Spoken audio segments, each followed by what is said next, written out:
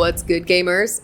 GadInsider here with a heated debate. GTA 6 drops May 26, 2026, but will it outshine GTA 5? Twitch's CEO says no way. Let's dive into this epic showdown. Can GTA 5 hold its crown on Twitch even after GTA 6's massive launch? Twitch CEO Dan Clancy's bold prediction has fans buzzing. Stick around to see who's got the edge. Rockstar Games confirmed GTA 6 is hitting PlayStation 5 and Xbox Series XS on May 26, 2026, and the hype's unreal. So big, other game devs are rescheduling launches to avoid the clash. But here's the twist. Twitch CEO Dan Clancy in a recent interview said GTA 5 will still dominate Twitch streams even after GTA 6 drops. He thinks the game's roleplay scene and upcoming PC version will keep it alive. Clancy told a foreign outlet, GTA 5 will still be popular on Twitch even as everyone's playing GTA 6. He's banking on GTA 5's massive community, modding scene, and streaming culture to stay strong.